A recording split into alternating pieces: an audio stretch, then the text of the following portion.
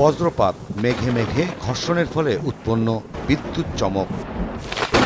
বিজ্ঞানের ভাষায় ভূপৃষ্ঠের পানি যখন বাষ্প হয়ে উপরের দিকে উঠতে থাকে তখন নিচের দিকে ভারী অংশের সাথে জলীয় বাষ্পের সংঘর্ষ হয়, যা প্রাণঘাতী প্রাকৃতিক দুর্যোগ।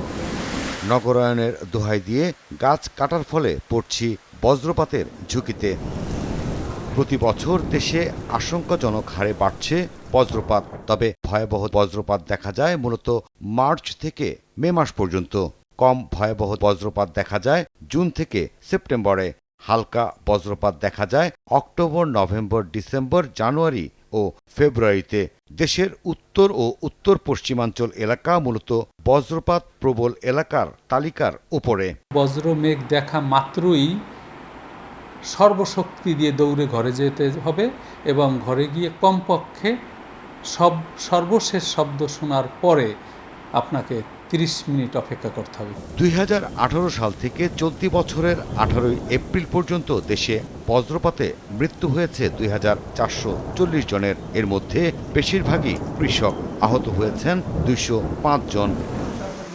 বিশ্লেষকরা বলছেন, বিভিন্ন সরকারি বা বেসরকারি অফিসে বজ্রপাত প্রতিরোধের ব্যবস্থা থাকলেও কৃষকদের জন্য নেই বজ্রপাত প্রতিরোধ ব্যবস্থা। কোনদিন শুনছেন যে পল্লী বিদ্যুতের অফিসে বজ্রপাত হয়েছে? তারা তো খুব রিমোট অঞ্চলে কাজ করে, তাদের কাছে নিশ্চয়ই জাদু আছে। সেই জাদুটা কৃষকের কাছে অ্যাভেলেবল করতে হবে। আমাদের কাছে সব আছে, যেহেতু তারা গরিব মানুষ, তাদের কোনো স্টেক নাই, তাদের কোনো কিছু নাই, আমরা তাদের নিয়ে ভাবলাম। মরে গেলে তখন বলে এতগুলো লোক মরছে।